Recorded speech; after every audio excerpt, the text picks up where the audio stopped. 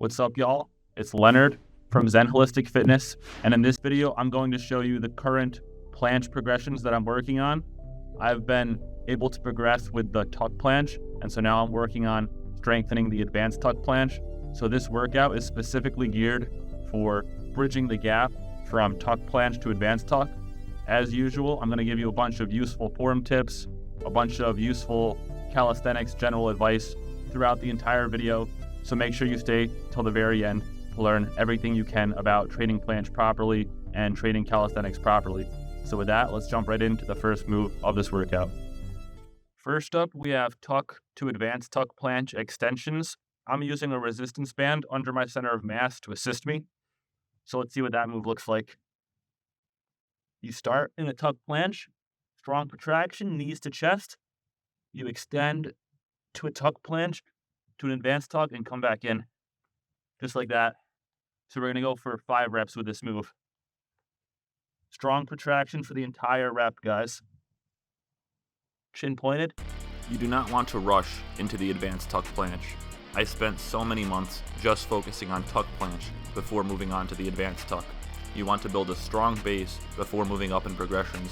Otherwise, you will just be doing yourself more harm than good. Oh! I'm going to have to add a second resistance band because this is not quite assisting my body weight enough. So using the bands allows you to scale the difficulty. Use a thicker band if it's too hard. Use a thinner band if it's too easy. And eventually, you won't need a band at all. Now that we've finished the tuck to advanced tuck extensions, we're going to move on to the second move of this routine. And we're going for a tuck planche hold for 30 seconds.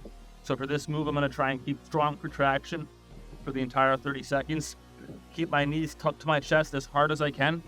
Keep my upper back rounded, almost like a turtle shell. And then just control my breath and try and hold for 30 seconds.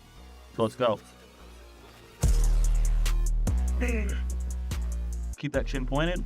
Protraction. For the tuck planche, you really want to film yourself and be mindful of your scapula position. Take a close look at my upper back and notice how it's rounded and my shoulders are protracted down towards the ground. If there was any amount of retraction in my shoulders, I would be strengthening bad form and slowing my progress. You have to prioritize the proper form and proper engagement over everything in order to ensure you are strengthening good habits and good mind-muscle connection.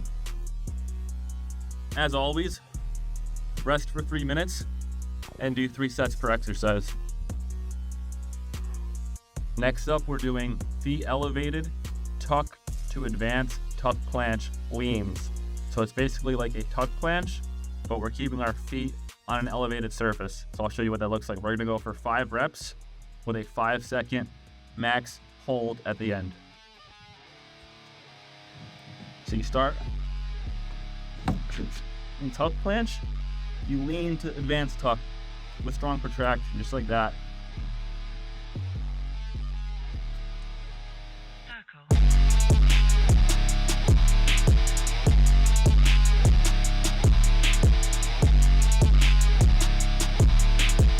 And then hold for 5 seconds.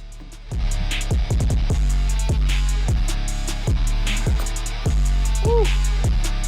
Next we have planche push-up leans. I'm doing this on an elevated surface. The goal is to emulate a planche lean, so I'm leaning forward. I'm keeping my hips rolled forward in posterior pelvic tilt. I'm keeping my hips low. I'm keeping protraction for the entire rep, even when my arms are bent. And then I'm pushing up to a lockout position at the top and really emphasizing the protraction for about 1 second or 2. So 5 reps with a 1 to 2 second pause at the top of each rep. So it'll look something like this. For the planche lean push-ups, you really want to keep your hips low without making them sag. You are still squeezing your core and tightening your abs while rolling your hips forward into posterior pelvic tilt. The planche lean push-up is honestly one of the best exercises you can do because it mimics the planche so closely, and you can scale this move all the way up to full planche push-ups. All you have to do is slowly lean further forward over time. Next up, we have handstand holds for 30 seconds. I'm doing this with my toes against the wall. For this move, you really want to lift your shoulders up overhead into extension. So you don't just want your shoulders up here. That will cause your back to arch. You want to get your shoulders up as high as you can roll the hips forward into posterior pelvic tilt, and you're almost drawing your navel inward towards your spine. So you're almost sucking your core in, pushing your scapulas up towards your ears as much as possible, squeezing with your fingertips, and trying to make your body look like a straight line, almost like a pencil sticking straight out of the ground. So something like this, again, we're going to go for a 30-second hold time. For handstand holds, you really want to keep your hands close to the wall you're leaning against. The reason I am doing the handstand hold with my belly facing the wall is because this allows me to get in proper alignment with the handstand. You want to squeeze your fingertips into the ground and try and push your feet high and straight into the air. In order to push your feet up as high as possible, you have to keep your back straight and you have to push your scapulas towards your ears. You basically want to feel as though you're as tall as possible while doing the handstand hold. We are conditioning our body by holding this for 30 seconds. This feels like forever when you're under constant tension. For the next exercise, we have feet elevated pike push-ups. So the pike push-up mimics the handstand push-up. My goal for the form with this exercise is to maintain a hollow body position. Just like when you're in a hollow body hold on the floor, your back rounds this way rather than arching. You don't want to arch the back this way.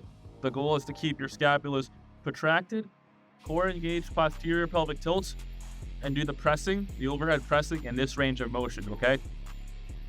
So we're gonna go for 5 reps without letting our back arch. When doing the pike push-ups, it's crucial to have adequate lower body flexibility and mobility. If your lower back, glutes, and hamstrings are too tight and unflexible, you won't be able to properly get into the pike position. Doing hamstring stretches and glute stretches, such as toe touches, are a great idea if you struggle to hold the pike position. You really want to film yourself and review your form after each set to ensure you have the proper form and proper technique. For our last move of this routine, we're doing feet elevated straddle planche lean circuit. So I'm going to do 30 seconds of a wide grip planche, 30 seconds of a neutral grip, and 30 seconds of a close grip planche.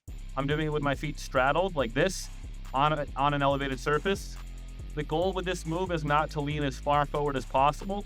The goal is to lean a bit far forward, but really focus on keeping the body high and creating that space in between your shoulders from that strong contraction. So if you have to lean less far forward, but it allows you to have stronger protraction and get your body in better alignment, do that. The goal is proper alignment and conditioning the body. So this is going to be a minute and 30 seconds of time under tension without rest.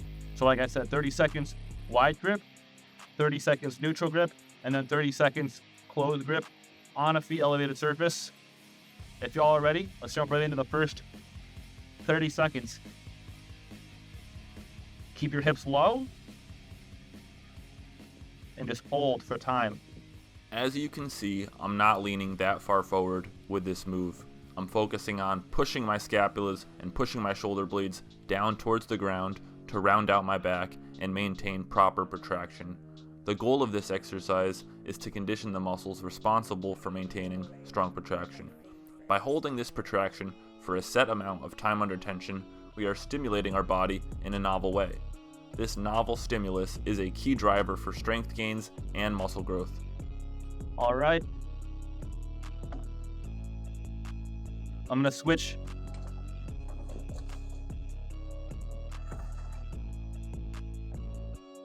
The elevated surfaces, bring the parallettes into neutral grip, and then continue.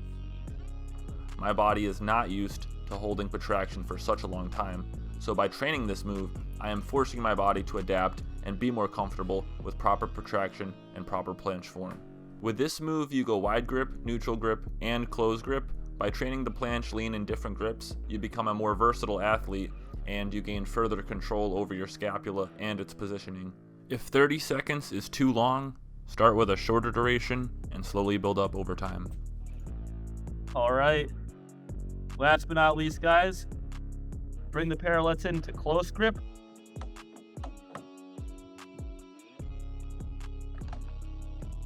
Bring them into close grip. And then finish out for the last 30 seconds. Let's go. This is a really long time under tension, so you will feel your core on fire by holding the proper posterior pelvic tilt and proper core engagement. That burning sensation you feel in your core is a sign you are pushing your body and forcing strength gains and forcing adaptations in the body.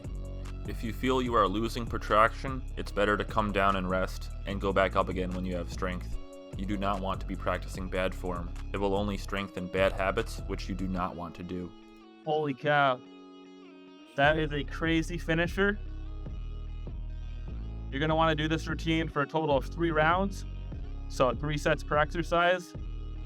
I hope you guys found something useful in this video. Hopefully I cleared up something about proper form, proper engagement, how to make progress with calisthenics.